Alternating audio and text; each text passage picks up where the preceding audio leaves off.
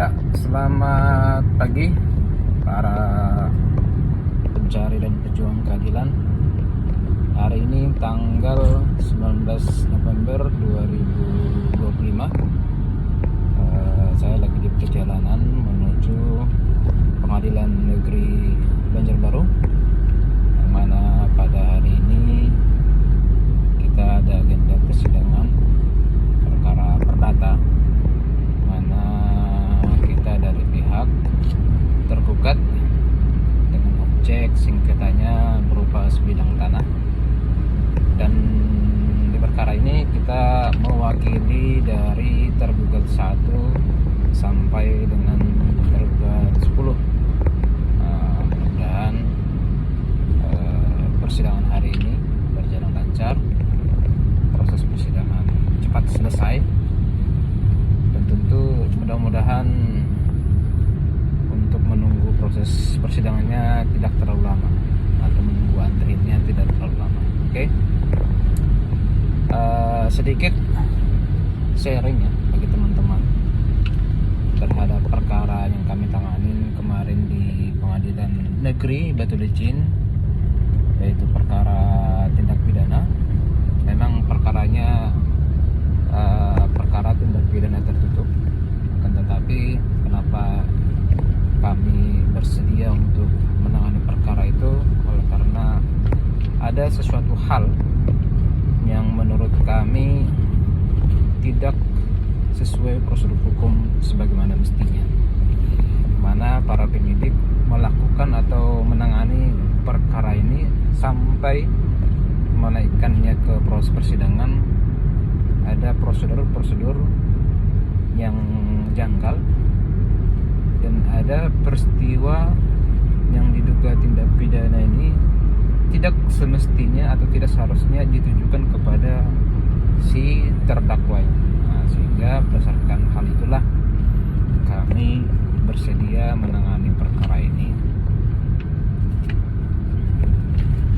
Salah satunya yang menurut kami janggal adalah barang bukti yang dijadikan penyidik kepolisian maupun pihak kejaksaan dalam menaikkan perkara ini. Barang bukti utamanya adalah berupa video, yang mana dalam proses persidangan dari berkas-berkas yang kita lihat, kita pelajari terhadap video ini tidak dilakukan atau tidak dianalisa secara forensik, atau tidak dianalisa oleh ahli forensik. Yang mana, bentar, ini ada portal, saya stop dulu, mau masuk pengadilan. Ya, lanjut lagi. Yang mana atas video tersebut tidak dilakukan uji forensik atau dianalisa atau diperiksa oleh ahli forensik. Dan kemudian atas video itu yang tampak, ini dua terdakwa sebenarnya, tapi dalam satu berkas, yang mana satu orang dalam video itu memang tampak mukanya sangat jelas, terlihat sangat jelas, akan tetapi satu orang lagi mukanya tidak terlihat, atau sama sekali tidak terlihat, atau membelakangi kamera lah. Dan orang yang kami dampingi ini adalah orang yang dituduhkan atau orang yang tidak tampak mukanya itu. Nah, kemarin sudah masuk dalam proses pemeriksaan saksi, dan dari fakta hukum sampai saat ini tidak ada satu saksi pun yang menyatakan bahwa orang yang tidak tampak mukanya itu adalah si terdakwa ini, salah satu si terdakwa ini. Ada sudah beberapa orang saksi yang dihadirkan, tidak ada satu orang saksi pun yang mengatakan bahwa orang yang mukanya tidak tampak di kamera itu adalah terdakwa yang dihadirkan di persidangan. Akan tetapi terdakwa satunya memang mengakui bahwa orang yang tidak tampak mukanya itu adalah terdakwa yang dihadirkan di persidangan.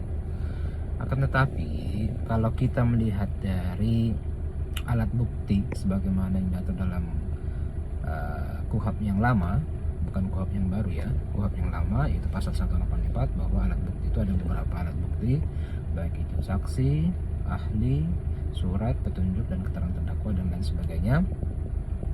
Kalau kita mengacu pada alat bukti tersebut, maka besar atau berdasarkan keyakinan kami dan berdasarkan alat bukti itu, terdakwa ini tidak memenuhi unsur dakwaan sebagaimana dakwaan jaksa penuntut umum. Jadi dari fakta hukum sampai saat ini ya, kami beranggapan bahwa terdakwa tidak terbukti melakukan tindak pidana yang didakwaan kepada klien kami tersebut.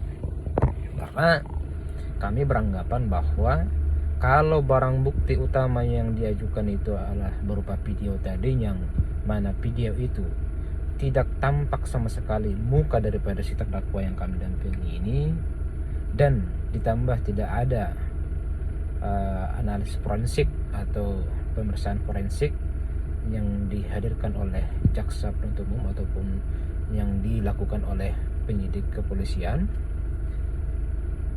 Sebagaimana kita ketahui bahwa kalau barang buktinya atau alat buktinya itu berupa video atau bukti elektronik, maka berdasarkan undang-undang informasi atau elektronik, yaitu undang-undang ITE, jika alat bukti berupa elektronik itu dijadikan sebagai alat bukti di persidangan, maka harus memenuhi beberapa persyaratan, yang salah satunya harus dilakukan uji forensik. Itu berdasarkan undang-undang ITE.